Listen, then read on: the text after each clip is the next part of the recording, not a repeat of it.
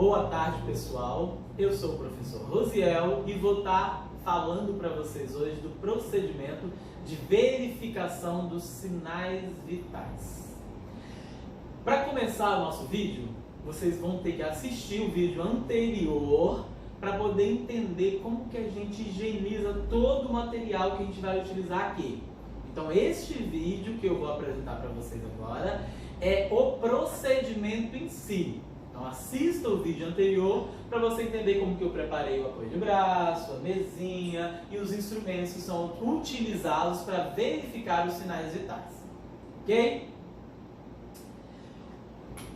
Para começar os sinais vitais, a gente sempre precisa se apresentar, perguntar o nome do paciente e confirmar esses dados que a paciente ou o paciente vai me falar através do prontuário do paciente, tá? Então é importante você perguntar o nome completo do paciente, tá? E para confirmar, às vezes a gente pergunta a data de nascimento, que fica registrado lá no prontuário, para a gente ter certeza que aquele paciente é o paciente no qual eu vou realizar o procedimento e não acontecer de realizar um procedimento errado, que era para um paciente e acabou sendo realizado em outro, tá? Boa tarde. A senhora Laís? Laís de Souza Araújo. Beleza, dona Laís, confirmada aqui. Sua data de nascimento? 12 de maio de 88. 12 de maio de 88. Eu sou Rosiel, sou enfermeiro e vou aferir os seus sinais vitais. A senhora sabe que procedimento é esse? Vou medir a pressão, temperatura, tá bom, dona Laís? Tudo bem. A senhora tomou café purinho nos últimos 30 minutos? Não? A senhora está com vontade de urinar? Não. Está cansada, veio andando até aqui? Fez alguma atividade física recente? Não? A senhora... Oi? A senhora é hipertensa? Toma alguma medicação que eu preciso saber? É tabagista? Utilizou álcool nesses últimos 30 minutos também? Não. Então é importante a gente fazer algumas perguntas como essas do paciente para a gente saber o que está passando com o cliente para que essas perguntinhas que eu fiz, essas coisinhas não interfiram no valor dos sinais vitais dela. Se ela fala para mim, eu estou com vontade de urinar, eu peço ela para ir ao banheiro urinar. Se ela falar, acabei de fumar um cigarro ali fora, eu aguardo uns 30 minutinhos, porque nós sabemos que a nicotina vai agir na corrente sanguínea do paciente, podendo alterar o valor da pressão e funcionamento do coração, né, os batimentos cardíacos. A gente faz todas essas perguntas. Outras duas coisas também importantes a gente avaliar no paciente, quando for mulher, a gente tem que saber que se ela fez mastectomia, que é a retirada das mamas, tanto de um lado quanto do outro, pode interferir. Então não é recomendado olhar nesse braço. Aí a gente tem outros locais que a gente pode estar aferindo, tá? A pressão arterial, como na perna, ou lá embaixo na panturrilha, tá? E aí a gente já apresentou isso lá na nossa aula teórica para vocês, tá? Outra coisa também que a gente avalia no braço do paciente, se tem alguma ferida ou se esse paciente possui uma fístula, que é uma fístula que normalmente os pacientes que fazem hemodiálise têm. Vai ficar um pouco mais alto naquele local, normalmente eles usam curativo. Então se você olhou no braço do paciente, tem um curativinho ou tem algo estranho que alterou a anatomia, a gente pergunta o paciente se é uma fístula e tal, porque a gente não pode colocar o aparelho em cima dessa fístula, porque senão a pressão que o aparelho faz pode romper e o paciente perder a fístula, tá? Que é um procedimento feito pelo médico. A senhora tem fístula, dona Laís? Não. Fez mastectomia? Não. Não. Ok. Então a gente começa pelo sinal vital que a gente considera mais demorado, né? Nós sempre começamos pela temperatura axilar. No entanto, né, hoje, com a modernização, nós temos o termômetro digital, tem os outros termômetros que não precisamos nem colocar ele no paciente, a gente consegue medir essa pressão só chegando próximo do paciente. Então a gente tem várias, né, alternativas para poder iniciar ou fazer essa temperatura axilar do paciente, né? No caso, teria outros meios, outros materiais para a gente medir. Mas aqui a gente vai estar usando o termômetro digital e quem não tiver também serve de vidro, aquele que a gente tem que baixar a coluna e ler naquela coluna do termômetro, tá? É importante a gente salientar que toda vez que a gente vai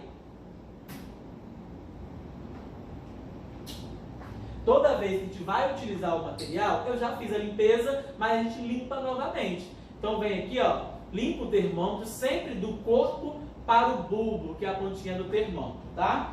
Deixo num cantinho ali o meu algodãozinho que já foi utilizado, ligo o termômetro, espero ele zerar, zerou, eu coloco em contato com a axila da paciente. Vou colocar do ladinho de cá, então vem aqui, ó, tem que ficar lá em contato com a axila, peço o paciente para prender o bracinho contra o corpo, para esse termômetro não cair. Aqui eu já fiz higienização, então vou pedir a paciente para colocar o braço aqui em cima. Enquanto o termômetro mede a temperatura, eu vou aferindo os outros sinais vitais. Então pego um reloginho de ponteiro e aí eu conto 1 minuto, ou se for de número, tem que ter a marcação dos segundos, para que eu consiga contar 1 minuto, né? Por exemplo, daqui é de númerozinho. Então tá lá abrindo 45 agora. Quando chegar no 45 do próximo minuto, deu 1 minuto, deu o intervalo que eu precisava para medir os sinais vitais. Vou começar agora, coloquei o termômetro, agora eu vou partir para o sinal, em vez de ficar esperando o termômetro finalizar. Eu vou, por exemplo, vir aqui nessa região, encontrar a artéria radial, tá? Existem também outras artérias que a gente pode estar verificando esse sinal vital, mas a gente normalmente verifica nessa artéria aqui devido à facilidade. Então eu venho aqui, ó, durante 1 minuto, eu vou contar quantas pulsações o meu dedo indicador está sentindo. Essas pulsações estão vindo da artéria da paciente ou do paciente.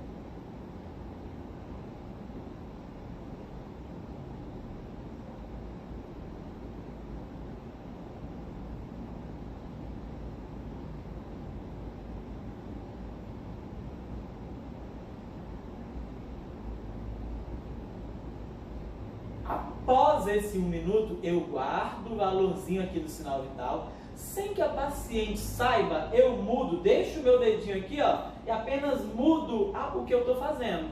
Guardei lá que deu 72 batimentos por minuto, agora eu vou aferir a frequência respiratória. Mas eu não falo para a paciente para ela não mudar, não alterar a respiração. Então eu permaneço aqui com o meu dedo e apenas vou olhar para a região torácica ou abdominal para poder contar, então, quantas respirações o paciente está fazendo no intervalo de 1 minuto.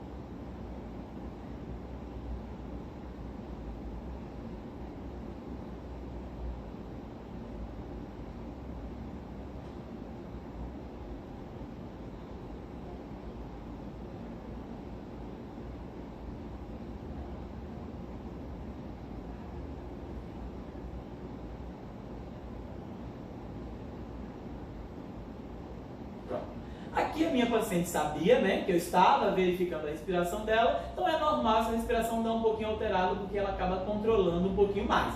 Mas lá para o nosso paciente, na unidade de saúde, no hospital, no local que eu estou verificando, ele não vai saber que eu estou fazendo isso. Então eu faço isso discretamente, igual eu falei para vocês. Então, a frequência cardíaca deu 72 batimentos por minuto, que significa que minha paciente está normocárdica ou eucárdica, tá? Significa que está normal. Então, de 60 a 100 são considerados batimentos cardíacos normais.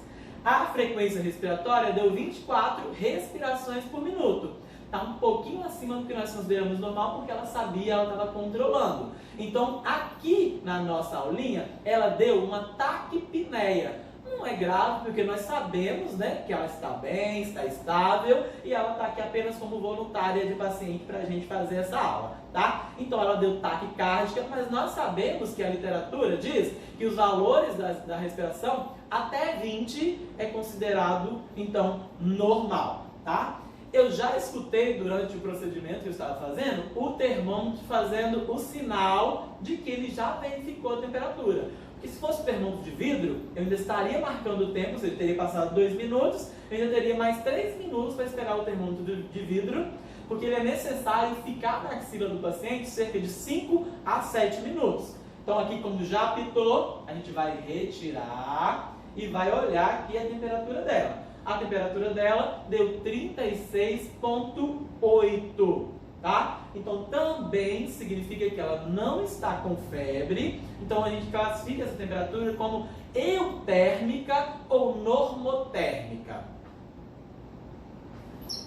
Para guardar o termômetro, a gente vai seguir o mesmo procedimento. Porque estava aqui na axila do paciente, se eu encosto nessa região, a sujidade da axila, que é uma região, né, que contém mais micro-organismos, vai passar aqui para minha mão. Então eu preciso fazer o quê? Vir aqui, ó, e limpar essa região do termômetro que foi em contato com a axila da paciente, para que eu possa guardar esse termômetro sem contaminação. Agora a gente vai partir para o nosso último sinal vital, que é a ferição da pressão arterial. Então aqui, ó, o nosso aparelhinho de pressão, ele tem uma setinha mostrando onde fica localizado a artéria. Então a gente vai vir aqui no braço do nosso paciente, vira um pouquinho mais, dona Laís, vem aqui nessa região, um pouquinho na parte mais interna, normalmente aqui assim, ó, a gente consegue apalpar o que nós chamamos de artéria braquial. A artéria braquial vai ser a minha artéria de referência para colocar o estetoscópio e ouvir a pressão arterial da Laís. Então venho aqui, ó, com a setinha voltada para a artéria braquial, coloco o aparelhinho aqui, ó, disposto no braço da minha paciente, tá? Deixando cerca de 2 a 3 dedos acima da fossa cubital, tá? Então esse aparelho fica 3 a 2 dedos acima dessa curvinha aqui da região, então, do cotovelo, tá? Que nós chamamos de fossa cubital, tá? Esse reloginho aqui, né, que nós chamamos de manômetro, ele não necessariamente precisa ficar pregadinho lá. Se eu conseguir deixar em outro local, eu posso deixar. Se eu não conseguir, eu posso vir aqui, ó, ele prende aqui e aí eu deixo ele com a visualização viradinha para mim, tá? Venho aqui, ó, é importante a gente aprender a controlar o registro da perinha. Este registro vai permitir com que o ar entre e o ar saia de dentro do manguito, que está aqui dentro da braçadeira, tá? Então a gente segura esse registro aqui, no sentido horário ele fecha, no sentido anti-horário ele abre. Então eu fecho ele, posso apalpar tanto a artéria braquial, que eu já palpei ele em cima, quanto a radial, para fazer o procedimento de verificação da pressão palpatória. A pressão palpatória, ela serve para que eu consiga medir a pressão da minha paciente sem ter que insuflar, sem saber quanto que pode estar essa pressão. Então eu faço a palpatória e somo o valor de 30 milímetros de mercúrio, tá? Para que eu não insufle além. E aí às vezes pode acabar marcando o braço do paciente, machucando, deixando dormente. Então a pressão palpatória, ela serve para não machucar o braço do paciente, para que eu tenha um valor de referência no qual eu devo insuflar o meu manguito para que obtenha depois com o estetoscópio os valores corretos da pressão arterial do paciente. Então você pode vir tanto na artéria braquial, na artéria radial, quanto na artéria braquial. Às vezes a gente sente a artéria radial um pouco mais com maior facilidade. Então normalmente a gente utiliza ela por causa disso. Aí estou sentindo aqui a artéria, eu vou insuflando lentamente, de 10 em 10 milímetros de mercúrio, até eu parar de sentir a artéria dela pulsando no meu dedo. Então eu venho, ó, 130, que é o que o pessoal chama de 13, né? Então 130 é o meu valor de referência. Eu abro toda a perinha aqui para o ar sair e parar de apertar o braço da paciente. Aguardo de 30 segundos a 1 minuto para verificar a pressão dela. Porque quando eu aperto, eu diminuo a circulação dessa parte inferior. Então normalmente causa incômodo, causa dor. Então aguardo esse tempinho. Enquanto eu aguardo ali, eu pego o estetoscópio, coloco o estetoscópio na posição adequada, né? E aí eu posso dar continuidade à verificação dessa pressão. Então me posiciono aqui, confiro se o estetoscópio está audível, posiciono o estetoscópio em cima da artéria braquial, tá? Na fossa cubital. Não é ideal colocar ele debaixo da abraçadeira, porque vai aparecer um monte de ruído que a gente não vai conseguir ouvir os sons, né, que são audíveis durante a aferição da pressão arterial. Como a pressão palpatória dela deu 130, nós vamos somar mais 30, que é o valor de 160.